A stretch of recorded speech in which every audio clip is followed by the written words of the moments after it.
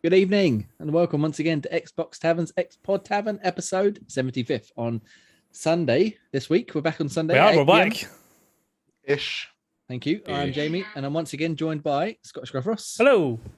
Million Man Ian. Hello. MPV Graham. Hello. But no ladies' favourite Daniel this week, I'm afraid, because he is off entertaining family. Yes. At least that's what he says. Keys in the bowl, I heard. It's really worrying the fact that it's his mother that's round as well. Yeah, a mask zipped up. I mean, you know, keep it in the family. Anyway, thank you very much for joining us once again. We're back to our regular schedule, so let's get straight into the news.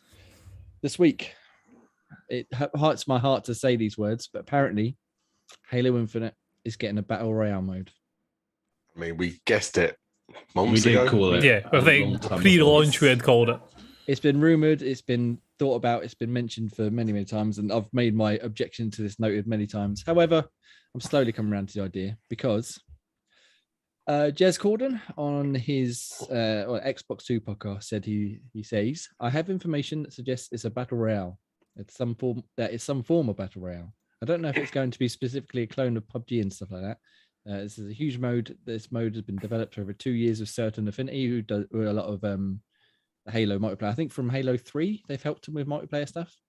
Yeah, free. So it wouldn't be surprising if they've sort of chipping in, helping out with this.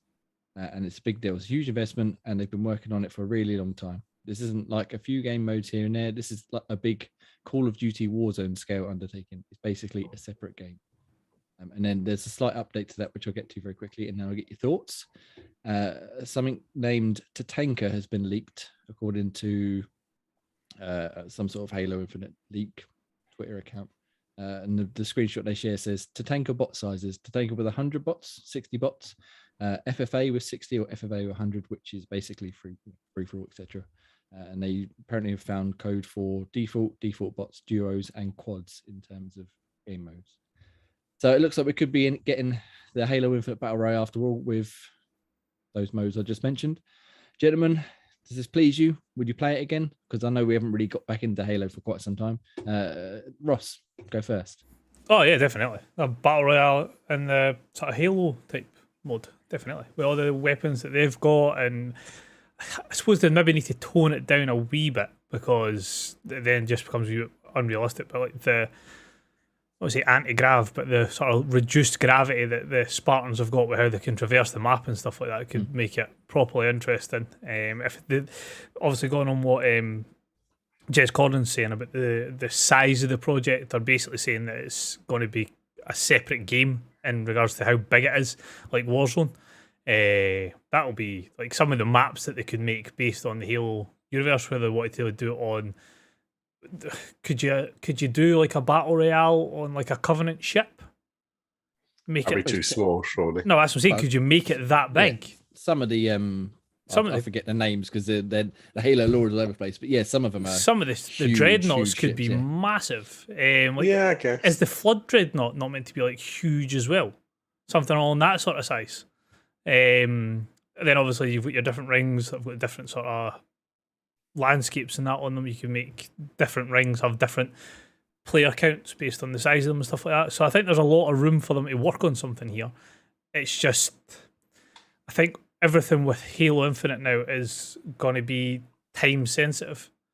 They need to start pushing out content sooner rather than later. So saying it's going to come out in Season 3 is great, but if Season 3 doesn't come out to the tail end of this year, whatever comes out in Season 2, which apparently is getting smaller and smaller in regards to what's getting put in it. I'm just gonna look that up while you keep. Yeah, what they put in Season 2 really needs to hit it out of the park. Otherwise, by the time Season 3 comes, it's going to be too little too late, and folk are going to be completely disinterested in whatever Halo has to offer. Yeah, true. They need to keep people playing. Yeah. To keep people, like the juices flowing. They've lost enough people as it is at the moment. Bringing in Season 2 shortly, as long as it's got something worthwhile for people to come back to or continue playing, is fine. But if they miss the boat on this one, then it's irrelevant what they bring into Season 3, because is it Forge just meant to be coming into Season 3 as well? That's been dropped back.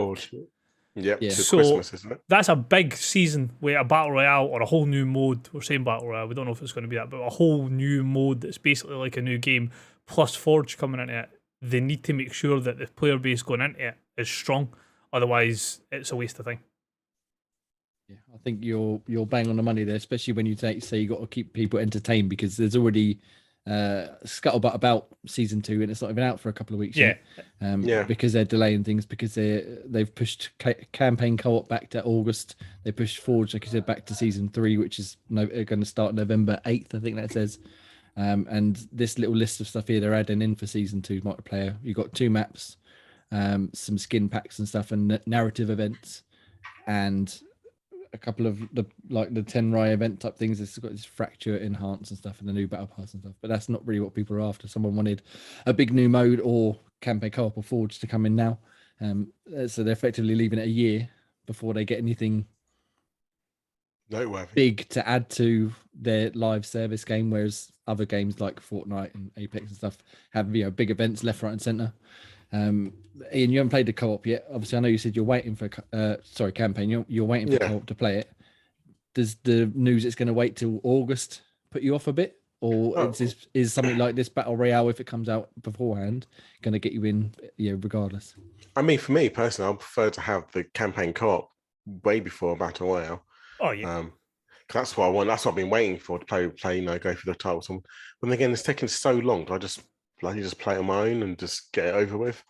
And I want to also enjoy it at the same time. So it's one of those tough ass kind of thing. Yeah, I mean, great. Any thoughts on campaign co-op or Battle Royale in Halo? Yeah, the campaign co-op is nice, but they really are sort of dragging the heels with it. We knew it was going to become late, but it's just getting later and later. And they're really sort of taking a massive gamble delaying these things. Obviously, it's better than rushing it out and it being shit and half-assed, but August for one, and then November for the other part, the Battle Royale part. They're just taking a gamble, leaving it so long. These things have a sort of the short lifespan if you don't sort of take otherwise you're going to have to do something big to try and pull them back into it. Yeah, and I suppose something like a Battle Royale, we'll just keep calling it that, even though obviously it's not technically what it is at the moment, I suppose, could be that big if that comes out and they say, like Fortnite had its sort of resurgence when they released the Battle Royale. Perhaps this could give them a kick up the arse and be what they need. But I think what's not attracted me back to play, as much as I enjoy playing it, is just I've got so many other games to play. There's nothing special about it that makes I must play this over everything else. There's so many other things that I want to play. That Halo's so much fishing you've got to do. Exactly. There's so much fishing. There's so many battle passes I've got to buy in other games. But in terms of the Battle Royale, I suppose I guess they're going to make a custom map. But what do you? I know you haven't played it yet, Ian, but Ross, Graham, what do you reckon to them using just the what was it called? Does it Data Halo? Yeah, as the Battle Royale arena. So that would work. 100 players drop in. Obviously, everybody knows the map already at least a little bit, and you can just gradually put everyone together. It's definitely big enough, and it's got a lot of different levels of terrain as well. So you've got a lot of highland areas, lowland. There's a lot of places where, depending on the type of player that you are, you've got your sit and wait areas and stuff like that as well. So the terrain that they've got in the present map would work as a Battle Royale arena without a doubt. And there's, as you said, there's plenty of nooks and crannies as well to go and hide and have smaller scale battles as the circle is sinking in or what have you. It'll be interesting to play it once that thing does come out. I'll definitely give it a go. Yeah, but it's just so far away. That's it. So far away. That's the issue. But I think they're trying. I don't know why they leaked it so early. They kind of should just basically done. Oh, here it is. Oh, here it is now. And then that will have got everyone more happy. Not just going, oh, here it is. But give it half a year, and we'll talk. I think that's the sort of gift and a curse of a roadmap. Like, it's great because then you've got everybody like, oh, this is coming. This is going to be really good. And oh, that's going to be amazing when it drops. But then you've constricted yourself to, right, shit, we need to make sure this is ready by then. And if it doesn't get ready in that time, you're fucked. Because you've automatically got everybody's backs up because they would expect it.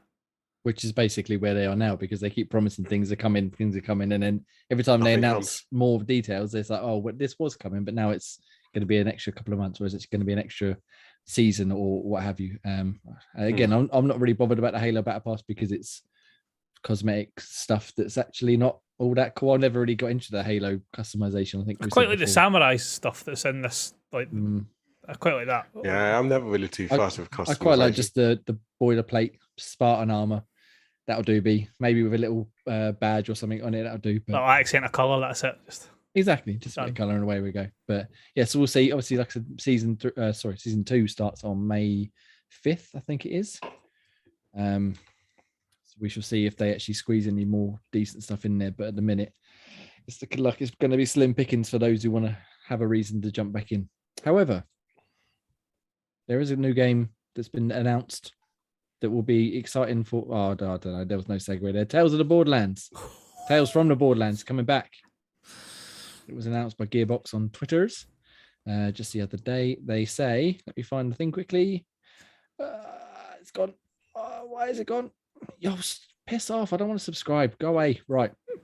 So they say, so we'll be announced an entirely new game set in the Borderlands universe and presented in that style of interactive fiction. I'm talking about an all-new Tales from the Borderlands adventure. That's exciting. So, Ross, talk to me about it while I find the tweet quickly. it's going to be awesome. The first Tales of the Borderlands, even with my biasness for Borderlands, is the best Telltale game they've made. Second best. Had the best scene in it of any game ever. And the fact that you don't even need to describe it and tell people what it is shows how iconic it is. No, it was really good. Especially going back the way as well. So playing 3 and then going back to Borderlands or Tales from the Borderlands, there's a lot of characters that pop up and that explains their backstory a bit better. So obviously you come across Vaughn and Reese there in Tales of the Borderlands and transfer into 3. You then get your whole storyline about is Handsome Jack kind of still alive, based on what happens in Tales of the Borderlands. You meet another couple of characters that will remain anonymous until people have completed Borderlands 3 because there's spoilers for them.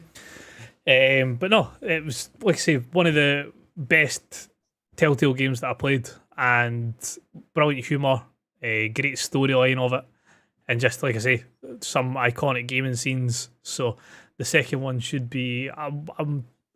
They've not done a Telltale game from Batman, have they? Or have they? Yeah, of course. They did 2 seasons, I think. Batman, yeah. What was the one after that?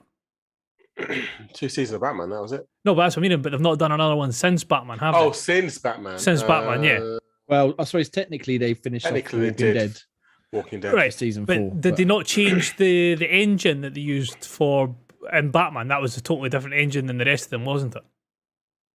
I think it was like an upspuffed. Yeah, so it'll be good to one. it'll be good to see what it's like if they use that engine. Obviously, with Borderlands, you're sort of limited to the sort of cel shaded graphic type idea, but it'll still be nice to see if they give it like an upspuff type idea.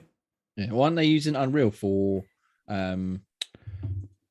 what's the one they announced the other day? Not Fable, what's it called? Wolf Among Us. All right, okay. They're using Unreal for that, but then that's the new Telltale, whereas this is being developed by Gearbox in-house. Mm-hmm. So they might use perhaps whatever engine Borderlands 3 uses. Is that Unreal as well? Yes. That's Unreal as well, yeah. So we could end up seeing a bit of assistance across the board, but it's exciting. You know, as Ian said, it's the second best Telltale game, I think. Gray, what's your thoughts on Tales from the Borderlands? Excited for a sequel? No, it's joined up with me with Wolf Among Us. They're both awesome. That one was way much more fun to play than the Walking Dead ones for me. The Tales from the Borderlands one's pretty awesome. The whole storyline and the humor on that one is just amazing. And Wolf Among Us is good as well. But yeah, Tales from the Borderlands good. So for a second season of it, yeah, you can only look forward to those. Damn right. Yes. It's good that it's like they've announced it this year and it's coming this year as well, so that's good. Yeah, it's rare these days. Yeah, and it's like they've announced that expect to see full game details in the summer, and then the game will be out by the end of the year. Fantastic. They should be. That's what we want. We don't mind having to wait like 8 to 10 months for a game if we're getting something in between. So if you're splitting up, like you need to wait 4 months to see about all the game details, fine. Then you need to wait another 4 months before the game comes out. Cool. Don't show us like a trailer of it rolling over a hill and showing some water, and then The Elder Scrolls 6, and then 8 years later the game's still not launched. Yeah. Don't pull that shit. Since then. Exactly. That's the shit we can't stand. Yeah. So we'll see. Ian, you excited for this? I know you said second best game. Yeah, Wolf Among Us is still my favorite, but yeah, I'm definitely looking forward to it. I love all these kind of Telltales franchise, so for me, it would definitely be a must play and definitely day one.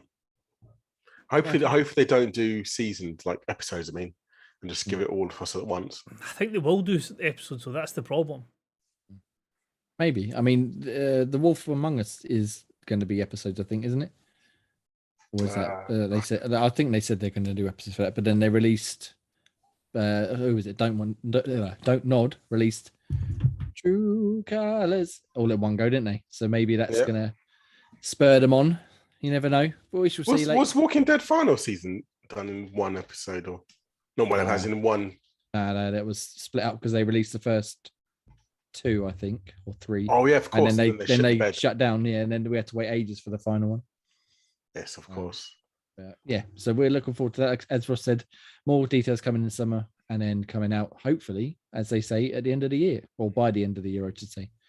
So fingers crossed, we get some good new tales from the Borderlands, the only good Borderlands. So, I didn't see Ross's face there. I assume it was stony. From good news to slightly more worrying news, Xbox and PlayStation, we got to throw them in there as well. Yeah, throw them under the bus. Yeah, want to start selling ad space in free-to-play games. So, according to Engadget here, I'll just read a quick bit of it. So we might get from ad in free-to-play game. Companies could buy an ad inventory secure space on virtual billboards. It's not clear if this would extend the character skins or video roles like we get in mobile games, like we said earlier on. But Microsoft is apparently crafting a private marketplace to limit ads to brands that won't disrupt gameplay. And they go on to waffle on more about adverts, but this, I know free to play is free to play, but surely this is fucking bullshit, no? Of course it is, but money talks. Yeah. I mean, you got to look at something like Fortnite. I know I bring it up a lot. I like it. I'm playing it a lot. There's no, I know technically there's ads because you've got different characters from games and movies and stuff like that, but that's not sort of shoved in your face in between matches, or they're not highlighted everywhere. There's just an additional cool thing you can purchase if you like it.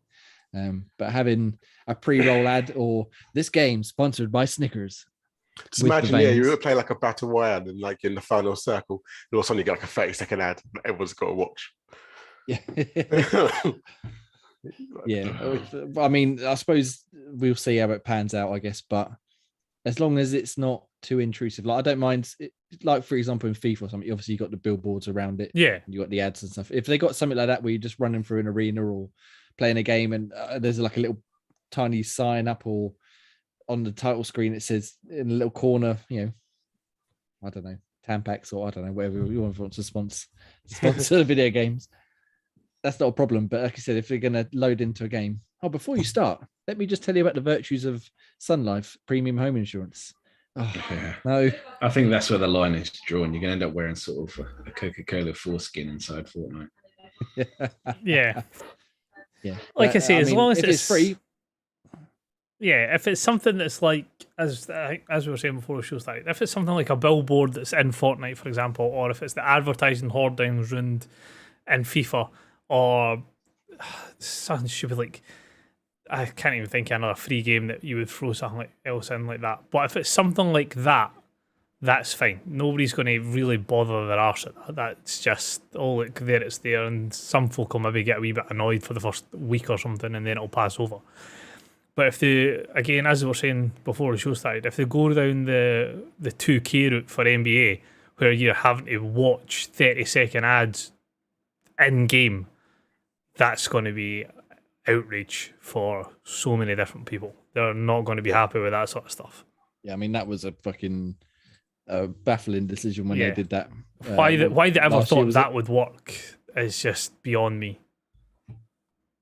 It doesn't make much sense whatsoever. However, free to play again, maybe not so bad, as long as they're not literally just blasting you in the face with ads for erectile dysfunction pills and fucking whacking Rick Deal. I don't know. You're getting to that age, Jay. You're getting to the age. I don't need to be reminded when I'm playing. But yeah, I mean, if, as I said, they're sort of looking to limit it to brands that sort of make sense, as it were. Perhaps, a logging company for Gears of War, you can get a branded chainsaw gun, or special Mountain Dew Spartan armor, maybe. But we'll see. But it's something to keep an eye on. I think not ideal, but such is life in 2022 in video games. However, on the upswing, I think, for some good news, Sega, good old Sega, has greenlit supposedly big budget reboots of Jet Set Radio, and here it comes. Crazy Taxi. Oh yeah, Let's make some crazy money. So yes, exciting, gentlemen. Ross, no, I've done to you, man. I'll leave you alone for a minute. Stop coming to me first. It's because you're right next to me. I can't help it. Yeah, Ross, talk. Keep talking. Crazy Taxi, Jet Set Radio. Does this float your boat? Crazy Taxi does. Jet Set Radio had a couple of good tracks. Couldn't really get on with the game too much, but Crazy Taxi definitely. That was just one of those that really felt you're bringing the arcade back to your home. Damn right. It was just the exact same from the arcade, and it's just a wicked experience.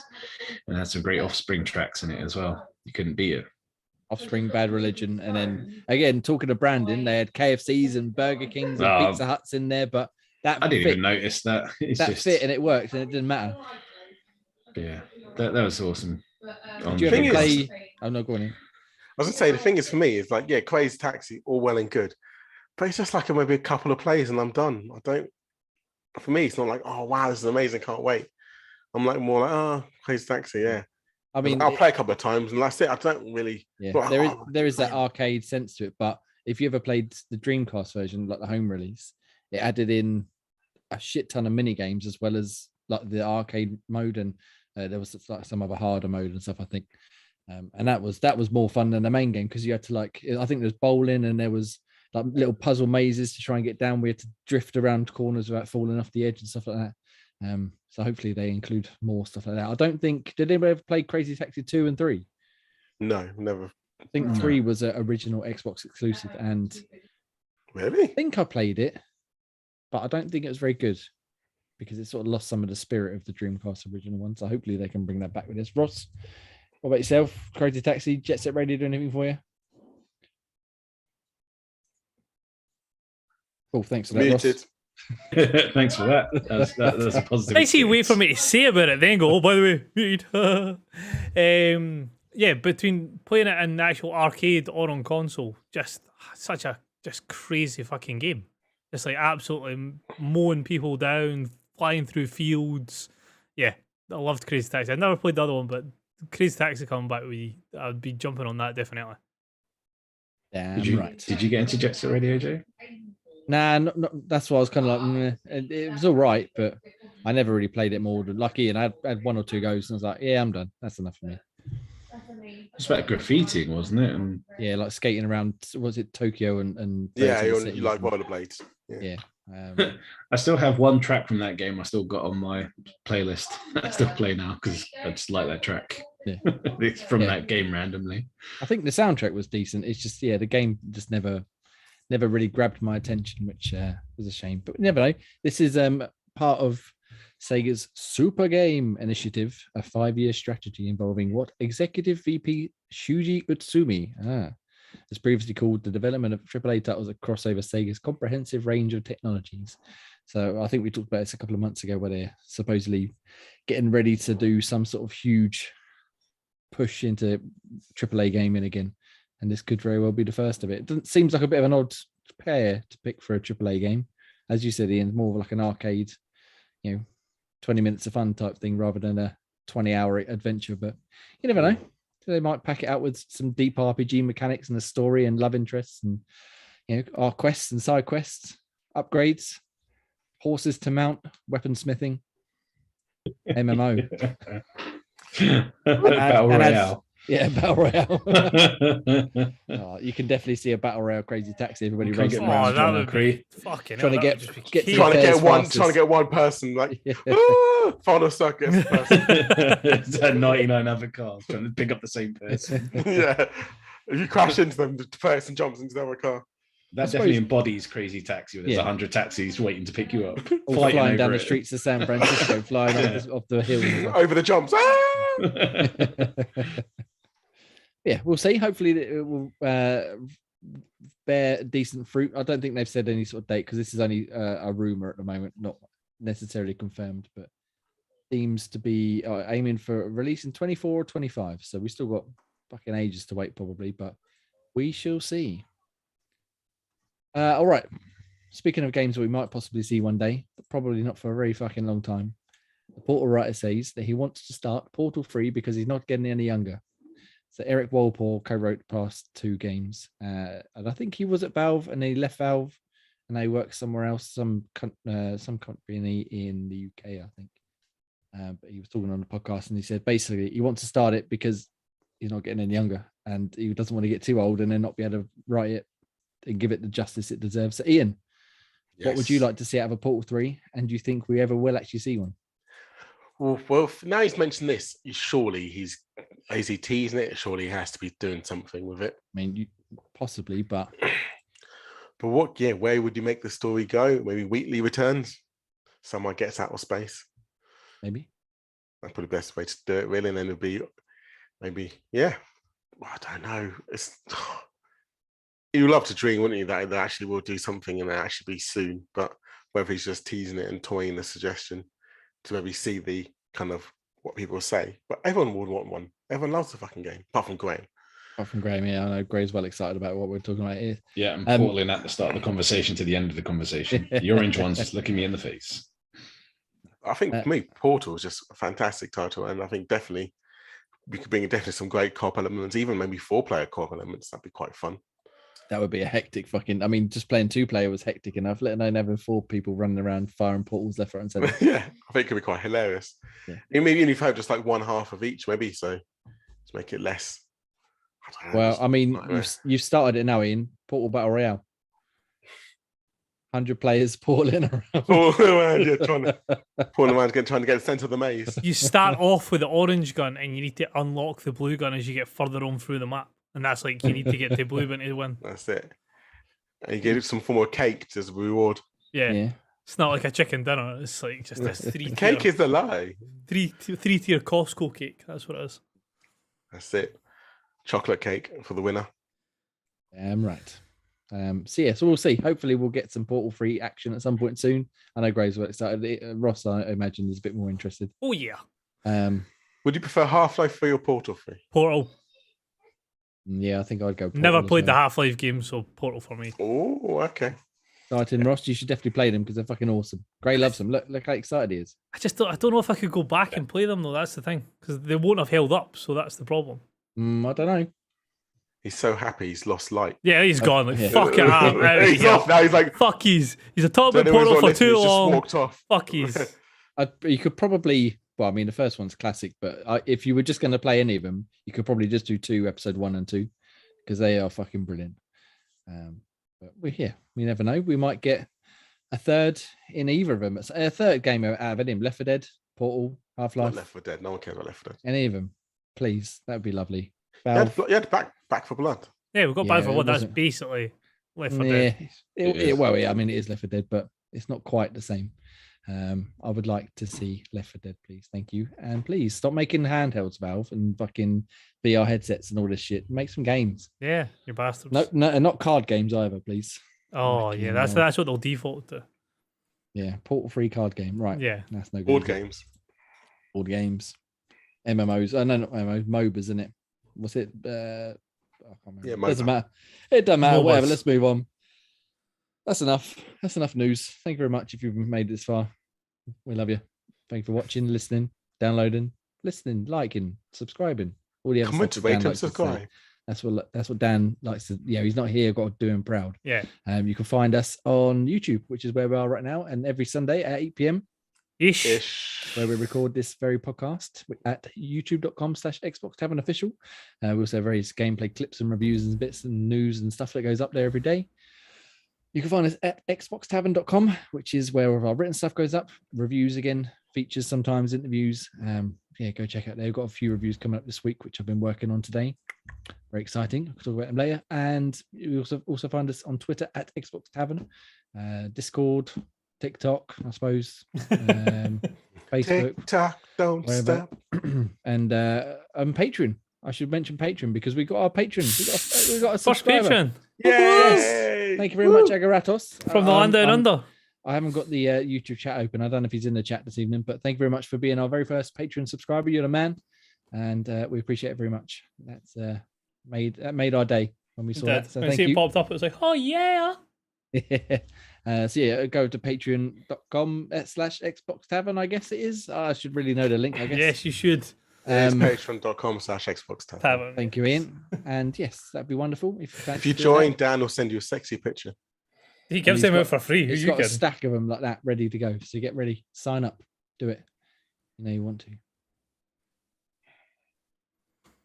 Anyway, right, let's move on. Let that stew. Yeah.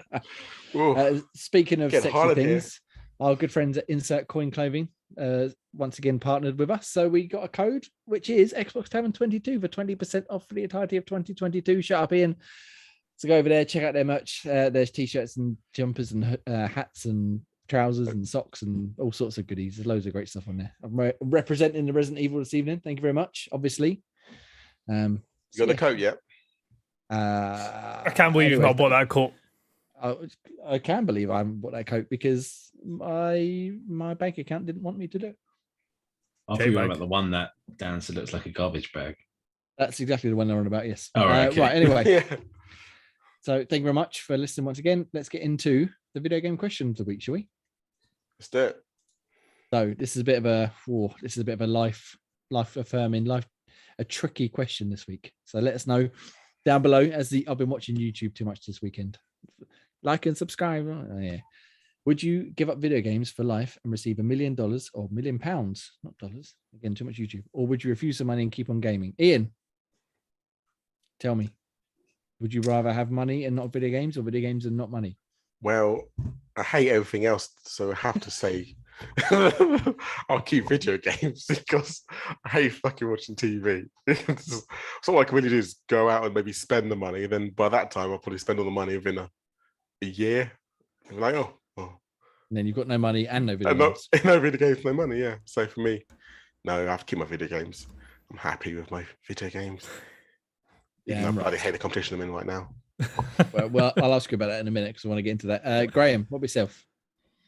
Yeah, I'm the same. I don't think the question's planned with inflation. $1 million's not even a lot these days. Yeah, that's true. Yeah. And we're not talking about an inflated rate. We're just talking about a very large lump sum of money. I know, but if you said like $1 billion, then that kind of changes. That's different. Yeah. That changes. $1 billion. I don't know. Because then you could just pay someone to play it for you while you just chilled out next to them. I'll make my thing before was my life goal where everything is achievement in my life. You can make it a reality. I can make that a reality of $1 billion. You can have two drones behind you, making it like a. Oh no! I'll laser hire show. someone for me. I'll pay you £1,000 a week just to come and stand behind with the sign. Oh, that guy that you hate that copied your design, you get him to do it. That's it. Ryan McCaffrey to follow you around. Yeah, the legend. Make him do it. Yeah. Yeah, but fucking too much. For $1 million, that's not enough to give it up. I'd say I have to be sold at a higher price. Yes, well, I'm going to agree with you. Yeah, no chance. As much as I'm sure the wife and kids would be like, "Oh yeah, no, we can think of many things." I'd be like you. Yeah, you won't spend that money, will you? Someone else spend that money. I hate everything else. I don't watch TV. I don't really watch films, so I'll just be like, "I've got money, but what do I do with it?" Yeah, exactly. I can't buy games with this. I have to go out to do stuff. I know that's no good. That's the effort. I just end up buying fucking 1,000 copies of the Sonic movie and just watching one and throwing it away. Ross, what about you? I can't believe that's your first thing to go to. Well, it's sort of like as close. I thought it'd be like turn into again. Sonic, like he's going to build like an Android Sonic. It's like humping it. Again, with $1 billion, maybe. Yeah. Yeah. Be Supersonic racing and just make a track. with $1 million, you can't quite get the automatron quite right. With $1 billion, on the other hand, no. That shit is sorted. Exactly. Nothing's off the table there. Ross, what would you spend £1 million on if you gave up gaming, or would you? I would give up gaming for £1 million. And the way I look at it, right, is I suppose everything's cheaper up there, isn't it? So exactly, and we just steal the shit we can't afford anyway, so it's fine. It would just be nice to be able to buy it. You're one of the first Scottish millionaires. Exactly. Whoop, whoop. No, the way I look at it, it's like I've got loads of interests outside of gaming. So, like, my Lego collection would be fucking unreal. That would take up a shit ton of time for doing my Lego. I wouldn't have to work, so I could be at any football game that I would invest. I'd be smart about it here. I wouldn't just be stupid and just splurge and not invest. So, invest. What team would you invest in? Well, I wouldn't invest in a team. I would invest so I was not spending my million. I would make sure that I was constantly earning. So football at the weekends and during the week, Lego. I would very quickly be occupied by I'll quite happily build on my. Jay, cut him off. He's killing the vibe. No, Jay, say something. Jay. Yeah, I can't believe he's gone the wrong way.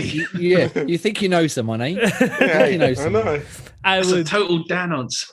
That is a Dan answer. I would invest, and I would. Dan wouldn't get to spend the money though. But like, give it to well, yeah, exactly. He wouldn't be able to spend. If Dan didn't take the money, you'd be the least cool one in the room. Yeah, you'd have to take that for the rest of the episode. Exactly. I don't think Dan would take the. Do you think Dan would take the money? Dan wouldn't get a say in the matter. Of course, Dan would take the money.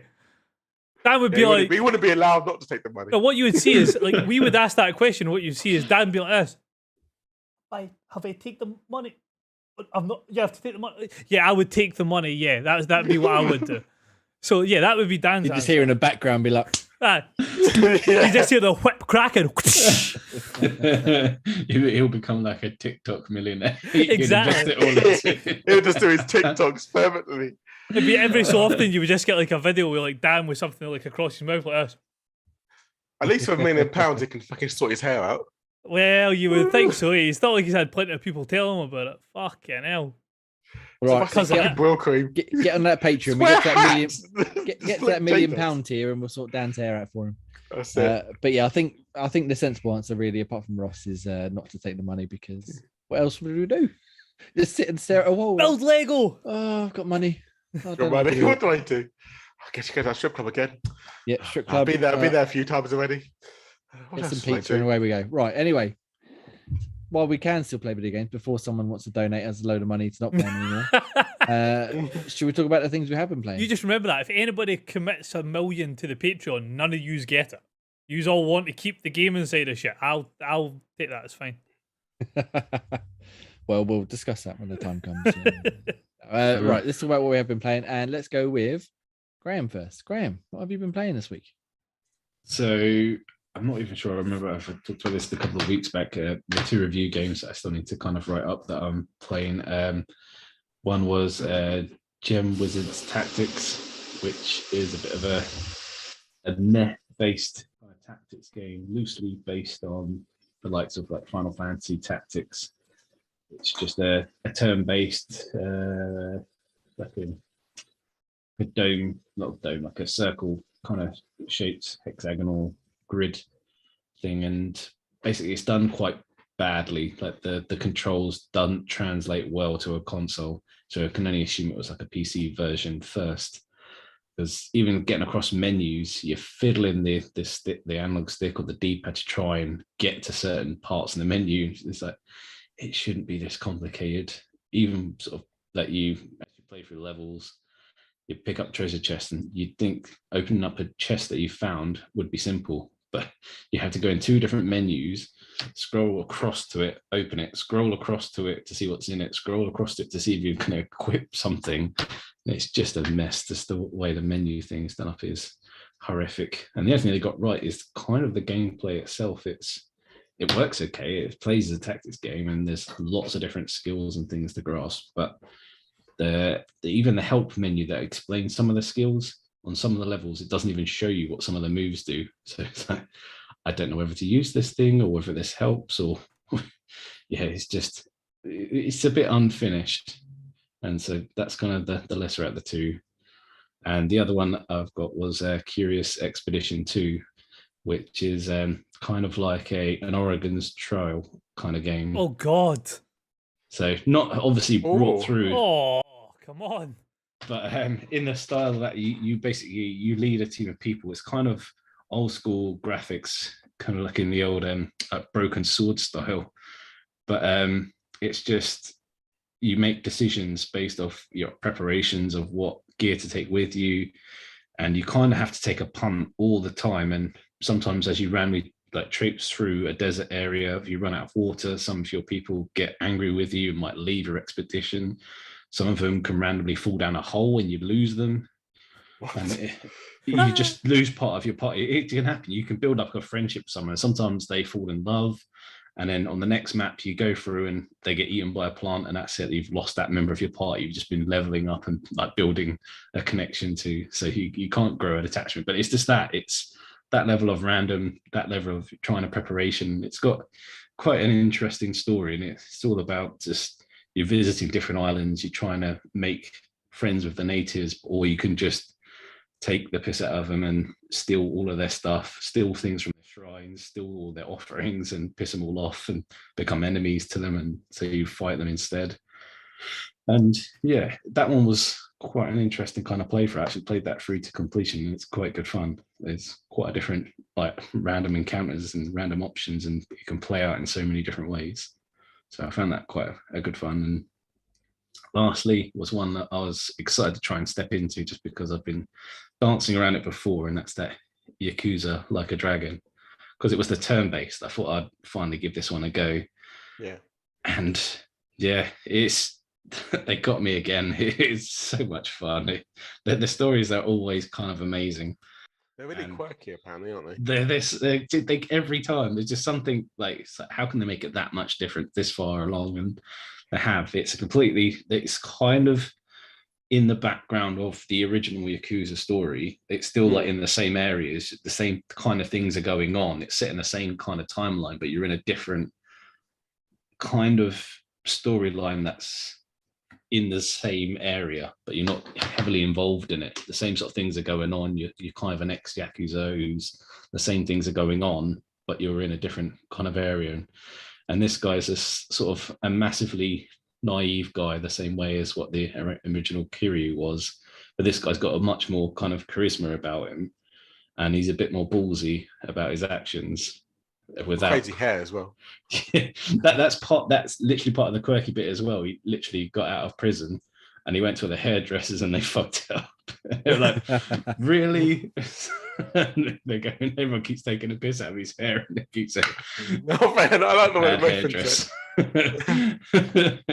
But yeah, that's what I mean. It's got the exact same amount of humor in it, and it's just, yeah, the way they've changed the combat up is just interesting. It's a different way to play it, and it's kind of, yeah, it's turn-based with some real-time elements to it, which is kind of different but fun at the same time. And I think everything you talk about, it's one of those franchises I actually do really want to kind of maybe look into and kind of invest. I totally recommended it because it's just the style and the humor to it is always great fun.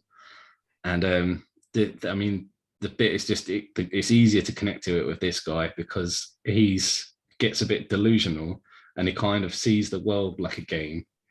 It's like he's secretly like a massive Dragon Quest fan. Yeah. And so he get to a point where I'm at now, he's so delusional that when he has encounters with people that want to start fights with him, they transform in front of his eyes into like sort of baddies as such from like a game. It's like a super thug or a Yakuza bully that he morph into a bladed wielded super baddie.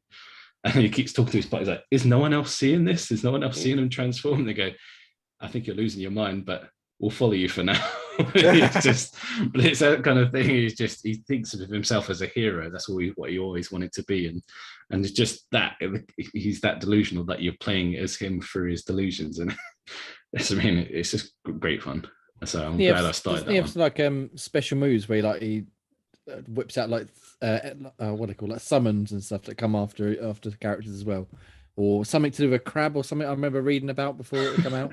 If it does, I haven't got to that far. You basically, because you come out of prison, you don't have any money, you live with like the homeless for a bit, and you've got a homeless guy in your party, and one of his special moves is the pigeon attack. And what he does is he blows seed at the enemy, and loads of pigeons come down and smash them around. It's like a magic attack. That's what I mean. It's just part of his delusions, but it's just the way the thing is. And the other one is super bad breath. He gets a lighter and he blows, and the guy's got flame breath because his breath's so bad. That's what I mean. It's just so weird, but it's just got, that's what Yakuza is. Those games are just humor, weird, and just just when you think it's just pure kind of surreal kind of thing, they got some grim scenes in there as well, where obviously you see someone get a crossbow fired straight for their head. Right, the things that they really make it super. Like they build you up, they chill you out, and then they make it that super serious scene in there just to sort of bring you back down. It's like you are playing the game around gangsters killing each other and stuff, just to remind you. As fun as this is, don't forget this is about killing people. It's not always good, but yeah, love those games. Did you finish 6? I guess was the last one. Are you up to date, or did you skip a couple to get to this one? No, I've skipped a couple. I got up to 4, I think it was. Okay.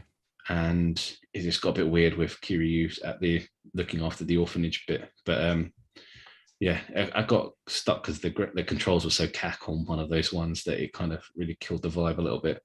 And plus, I don't know when this one was going to leave Game Pass. So I wanted to have a little taste of it just to see what the battle side was, because it was turn-based. I thought I have to try this just to see what it's like before it goes.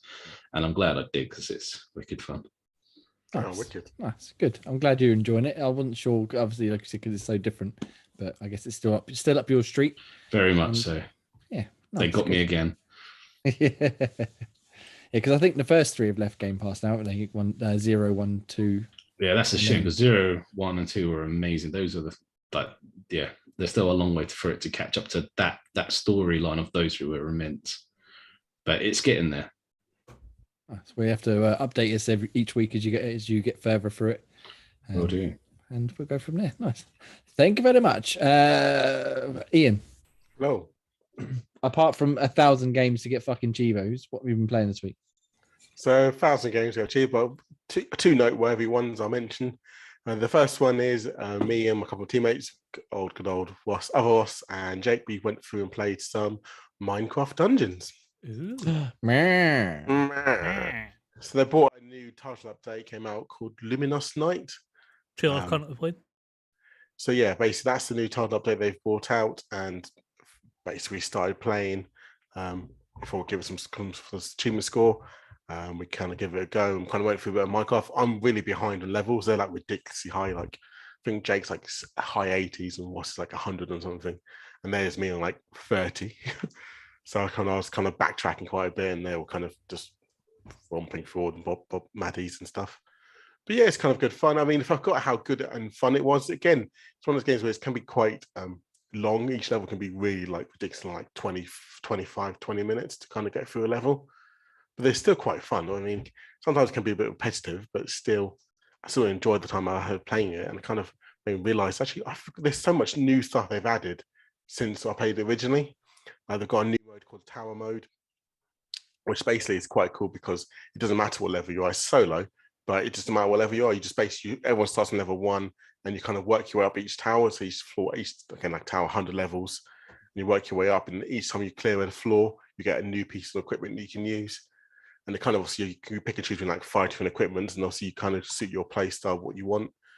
And yeah, it's kind of that kind of different aspect there was quite fun, because obviously you don't know what you're going to get each floor, and you don't know what equipment you're going to buy. So it kind of gives you that kind of bit more freedom of life. I hope you didn't hog all the arrows again. No, that's Pete that does that. I guess I'll be angry as well. But no, bless him. But yeah, I was overpowered in this one, actually, to be fair, because again, it's still overpowered because you just don't get anywhere near any boss, or just shoot them fucking after 2 or 3 hours, they're dead. You're still buffing them up with the like firework explosion or whatever it is to spread it out. You can do, but there's loads of new, I think they're called artifacts in the game. And there's so many random different ones. There's ones where like just shoot lightning down from the sky. Or I also get other ones like you can get like what they call like golems, something like that, which is spawn with them, and they fucking just do all the work for you. Fair enough. So yeah, I've been playing that. That's been quite a bit of fun. A bit different to what I usually play. And what else have you been playing then? I do want to go back and play a bit more. So yeah. Another one is, I blame Jake for this because he kept badgering me about this game, and that's called Descenders. And this is a pain in the ass, but also annoyingly fun bike game. Trials? Sort of trials, but it's more you're facing it, so you're going forward. So Yeah, the camera follows the bike Yeah. rather than being side It on. looks and cool it's as fuck. like downhill pedal bike rather than a motorbike, isn't it? Yeah. So I don't think the trailer's showing on the. Oh, yeah, it's showing. Yeah. So it's it's just one of those fun where it's really fun, but also so annoying at the same time, because like you have to go. There's like so many different levels you can go through, and then you only have like 4 lives, and you can gain. So if you crash, you lose life, but you can gain lives by doing the kind of bonus objectives. And I was like, I remember doing 1-1 where I was like, you have to do from start to kind of finish without. You can die, but you have to do it from start to finish. So if you die, you go back to the beginning. Obviously, you can kind of do different levels as you see fit, because there's like 4 different levels to start with, and then you get Career Plus, which is like another 4 kind of areas you can unlock. And I was doing doing from the first area, second area, and then the second area I just kept fucking dying loads. Was my last life, and I got all the way to the last level, or the 4th fucking level, and I fucking died on the last fucking jump. So it's like so frustrating, because like if I just wasn't so stupid in the second level and I kind of kept a few lives and didn't kind of try this stupid bonus objective, which is like a backflip, I probably would have got through to the final life, at least with a couple of lives to give the final jump a try. Because each level has like a big call. They call it a boss jump, and you've got kind of jump over I think the one that's like a pyramid, or that kind of like massive forest or canyon. Yeah. It's all really random. I was like, for fuck's sake, if I just was so stupid in the second level, and then kind of made it all calm way through to the last level, I never got that fucking achievement. But yeah, it's not really good fun, because it's one of those ones that added so much new content as well. From when I first tried it, like probably like a year ago. I was like, oh, this is a bit boring. There's not much to do. But now they've added so much more content. They've added loads more different levels. They've added like bonus trials. So you can obviously kind of do like different, they call it the grand tour. So again, you can like do different quirky areas. Even there's one bike one, which is really annoying. But like total wipeout. There's like loads of little random things like kind of spin around. And God, that's frustrating. But also, it's just one of those ones where it's really frustrating, but I really want to play more of it. I previewed it for the site way back before it came out, and I was not very high on it at all. And I tried it since, and I don't like it. My kids quite got into it for a little while, like you said, like just going down the trials, or even just in a little hub world where you start. Yeah, the hub world stunts cool, and trying to figure it out. But yeah, I'm glad a lot of people do seem to enjoy it, because it's on Game Pass, right? Yeah, it's on Game Pass. So both games I played are both on Game Pass. So give it a go if you've got Game Pass. The best deal in gaming. Right. I think it's worth a go. But like I said, I was not such a big fan of it, unfortunately. But never mind. But what have you been playing? Well, I'll tell you what, I'll get into mine very quickly, because I've been playing the same things as last week. So I haven't really got anything new to report, except I've been playing a bit more Fortnite. Obviously. So you've been doing no build mode or normal build? No build, because I was playing with special guest Pete on, I think, Thursday and Friday, maybe Wednesday as well. I can't remember now.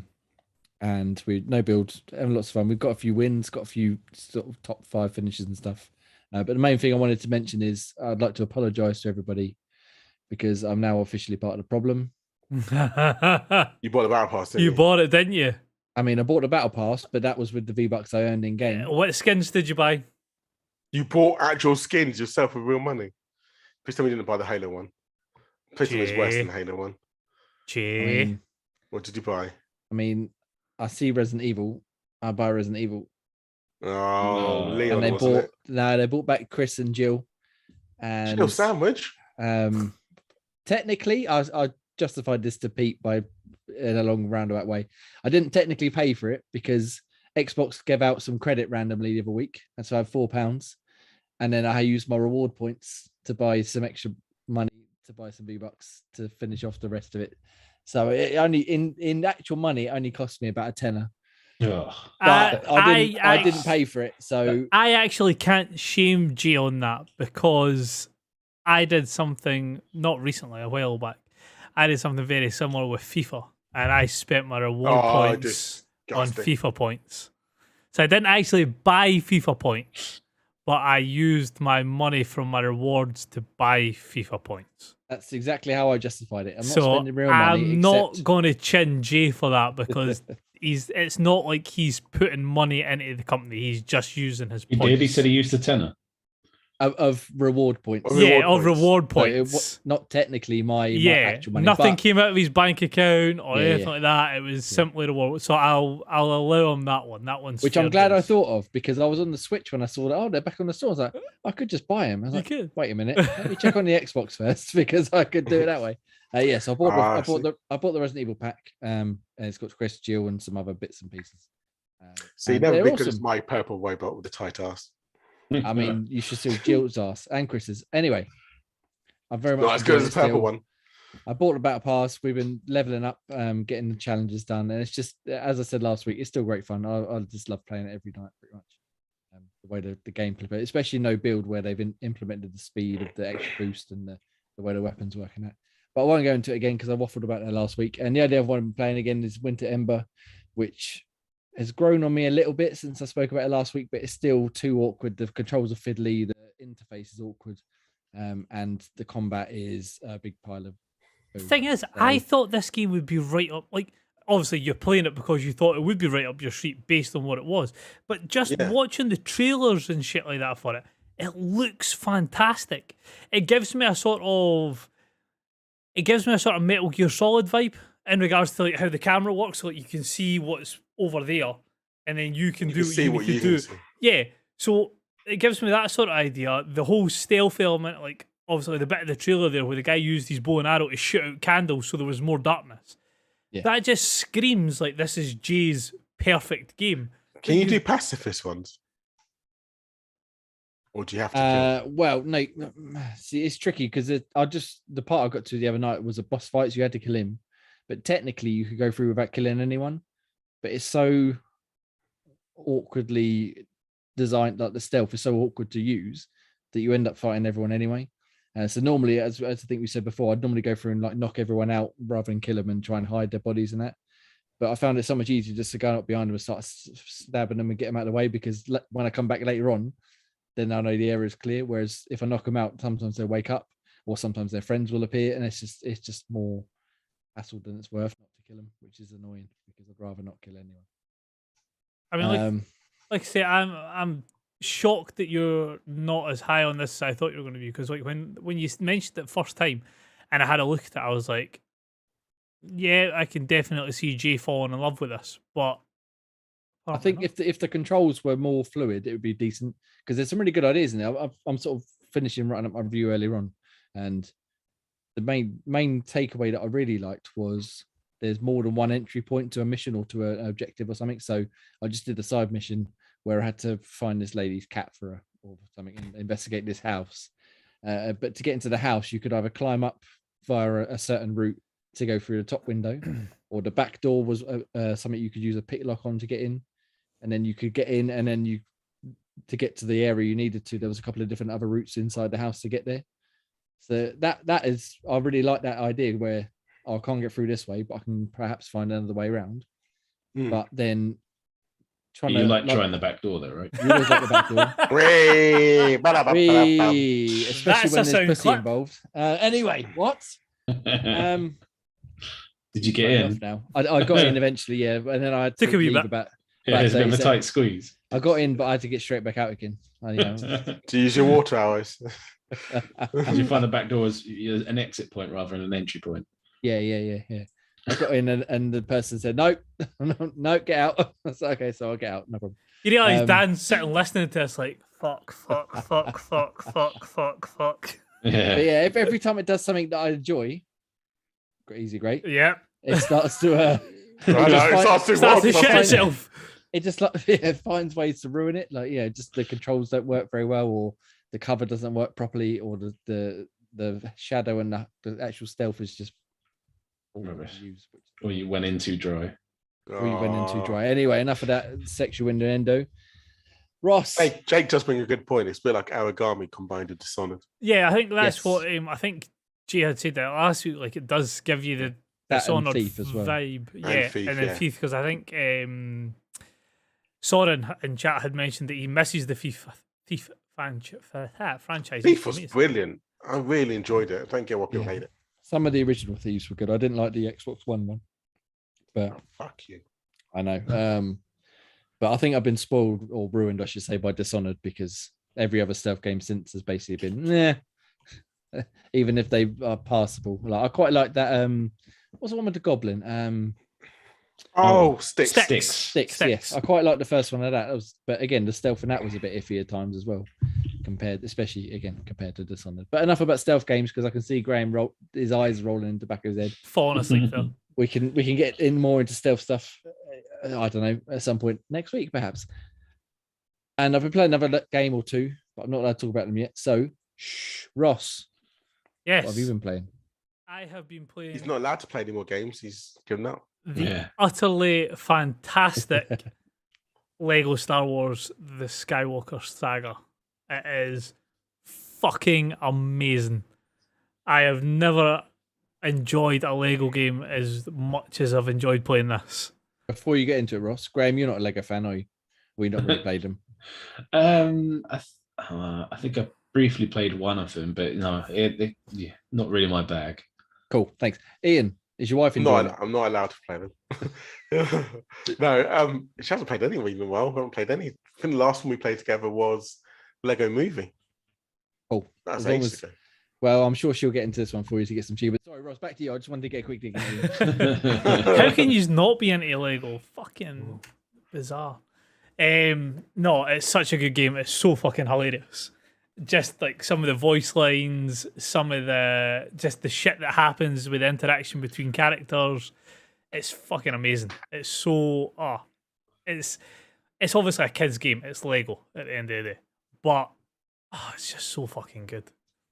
Just like random things, like Dan was saying it last week, and he didn't really go into it properly because Dan and he doesn't fucking follow games. Mr. Gears of War 3 is my favorite game of all time, but I can't tell you what happens in the game. Just Dom and his big muscle. Exactly. Oh yeah. Basically, there's a bit where you're on the Death Star and you're playing as C-3PO and you're R2-D2, and you're trying to obviously navigate through the Death Star. It's the bit with it's the bit in the films where Obi-Wan, Vader, strike me down and I will become more powerful than you could ever imagine. It's basically while that's happening, you're playing as C-3PO and R2-D2, and you're basically trying to find a way to get back to Luke, Han, Leia, and things like that. And you go through, and you open a door, and then like there's just 6 stormtroopers disco dancing, like fucking giving it big party boy licks. And then you go to the next one, and there's just this one stormtrooper lying in the bath, and he's like, "This is not the stormtrooper you are looking for." And it's like just fucking brilliant things like that. That just simple wee things, but fucking hilarious. So I've just finished A New Hope, so level 1. So I'm going on to the Empire Strikes Back now. I had intended on playing it with my wee man, but he had no interest in it, so I was like, fuck it, I'm playing it by myself. But it was fucking brilliant. It was such a good game. I highly recommend it. If it ever drops in Game Pass or anything like that, it's a must play.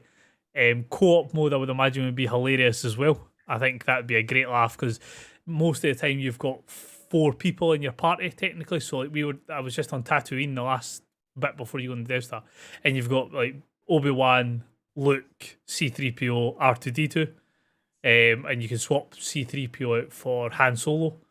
So you've got the 4 of them that you can jump between. So there's certain parts and certain missions where you need a specific character to do something. So one of the parts is you can't get in a doorway.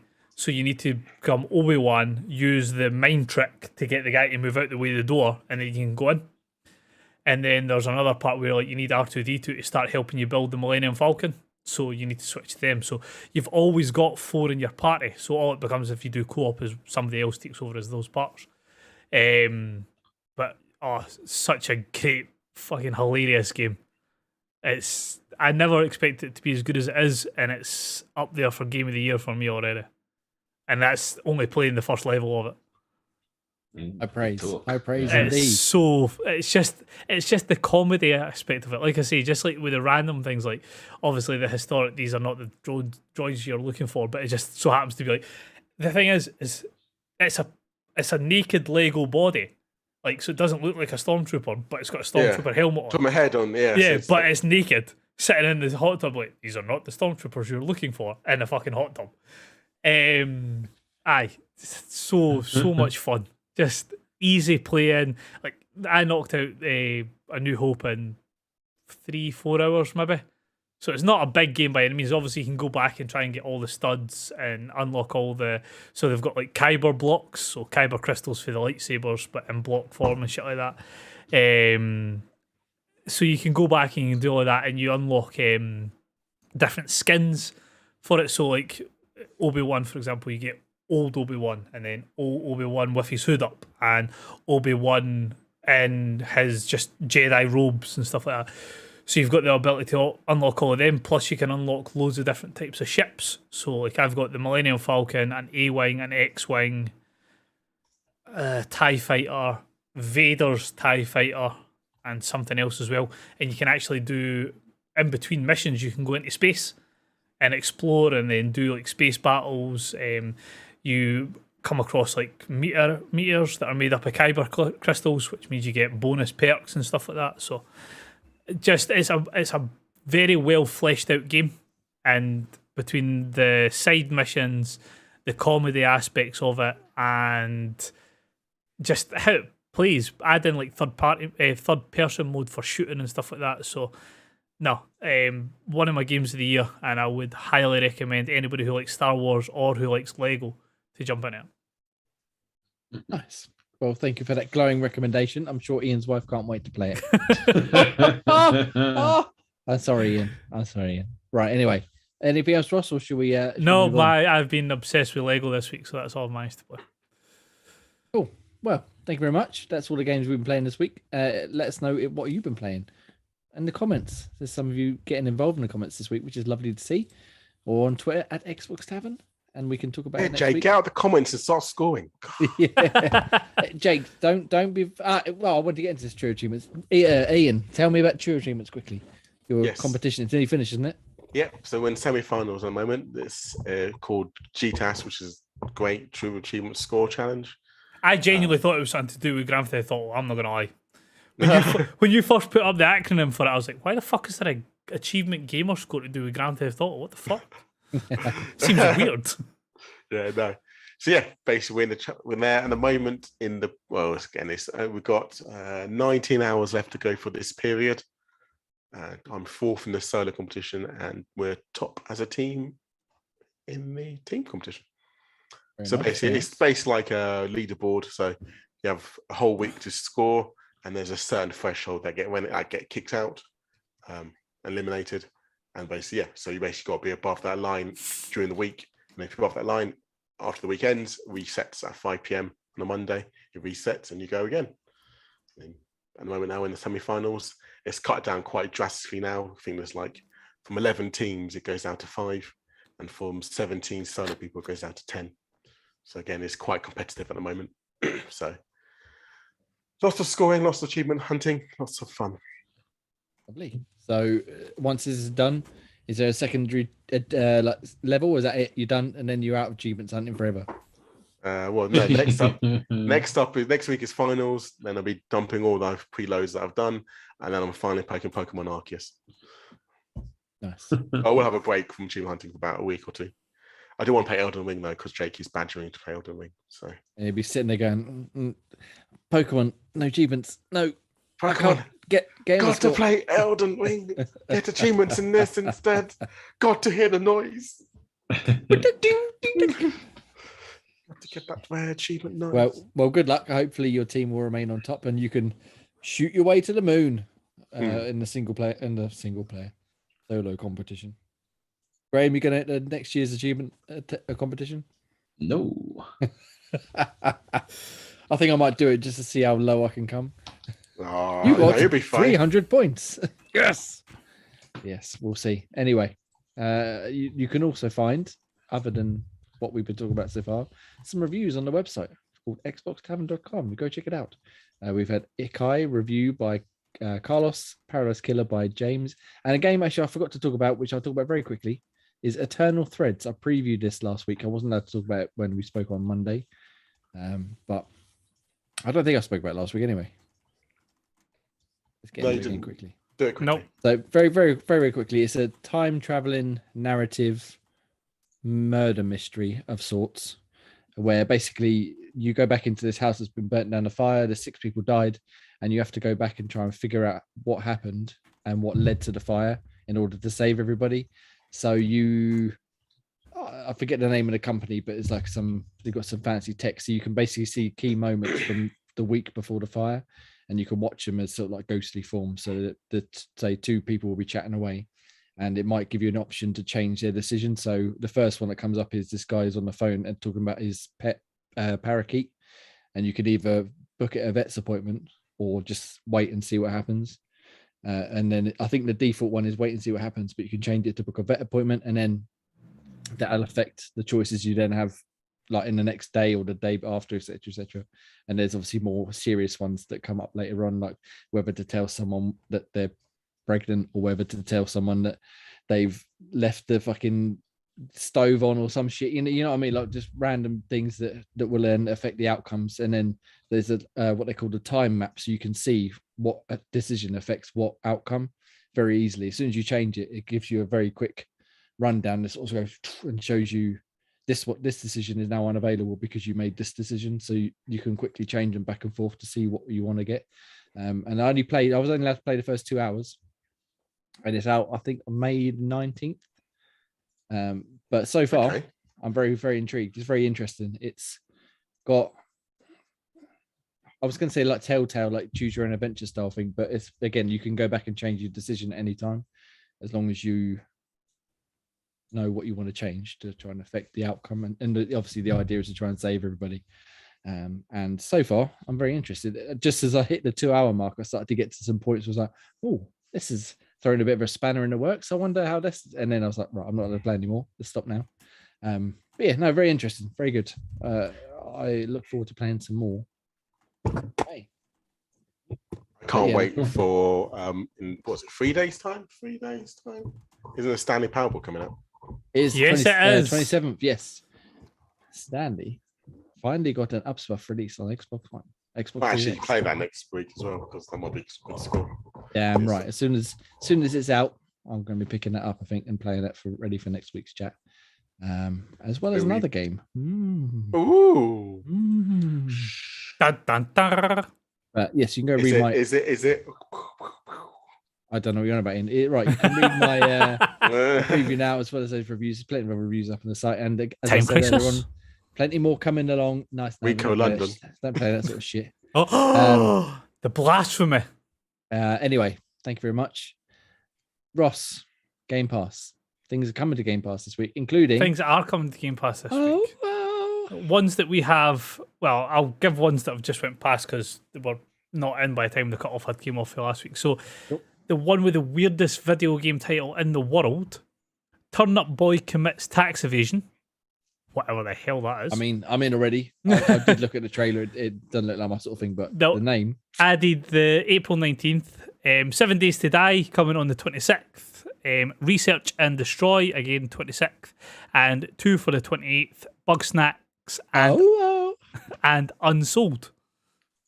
Nice. So yeah, Bug Snacks, as I said last week, very excited to play. Turn Up Boy Commits Tax Evasion. Again, the name is interesting. I'm not sure about the game itself, but you never know. Apparently 7 Days to Die is a bit of a shit show as well, so step into that one with caution. There was a bit of scuttlebutt about it being well out of date compared to the PC version and basically broken, so be prepared for that one. However, Ian, break our hearts, what's leaving the Game Pass? Leaving, we have Jamie's top game of Streets of Rage 4. Damn right. Outlast 2 and Cricket 19. Not the cricket. Cricket 22's in there now. Oh, that's all right then. At least our cricket needs will be satiated. It's quite a good game, actually, to be fair. I'm sure it is. If you like cricket, I mean, if you don't know what cricket is, then I was going to try and be more positive, but I had no chance. I don't think Jamie knows one rule of cricket, so to be fair. Don't you have to hit the strikeout before the game? And I don't know. Right, Graham, games of gold, please. Brennan Googly there. For games with gold, we've got another site available from the 1st of April to the 30th. Hue available from the April 16th to May the 15th. Must play. and MX ATV Alive from April the 16th to the 30th. Damn right. So again, some good games there. Go check them out. All free. And as I think her name is Eden Marie on Twitter, reminded people the other day, the 360 games are yours to keep forever. So even if you like stop getting your Xbox Gold or Ultimate subscription, whatever, you keep the 360 games. Xbox One games are the ones that you won't have access to should you stop your account. So just bear that in mind. If you want, even if you're not going to have it, if you redeem the 360 games, you've got them for as long as you're got an Xbox, I guess, basically. So they're all yours. So don't forget about that, because again, they do bring some decent 360 games out sometimes. Maybe not this month, but sometimes. Anyway, right. I think that's another podcast. That's episode 75 in the bag. Thank you very much, gentlemen. Whoop, whoop. Yeah. You've been heroes, and you listening have been heroes. I know you watching and commenting in the YouTube comments. Thank you very much. Sorenex and Jake, we love you. We will be here again next week at 8 p.m. ish for episode 76. But in the meantime, you can find us, as I said, on xboxtavern.com, at Xbox Tavern, TikTok, Discord, all sorts of things. Just ask Jeeves for Xbox Tavern. Hopefully he'll point you in the right direction. And if he doesn't, give him a naughty slap on the wrist and say, oi, behave yourself, Jeeves. Right. Thank you very much, gentlemen. I'm going to do it again. I'm Jamie, and I've been joined by Scottish Gruff Ross. Hopefully that's right around. See you later, folks. Million Man Ian. Hello. Goodbye. Love you. And MPB Graham. Hello. Have a wonderful week, everybody, and we shall speak to you again next week. Whoop, whoop. Yeah. See you later. Bye.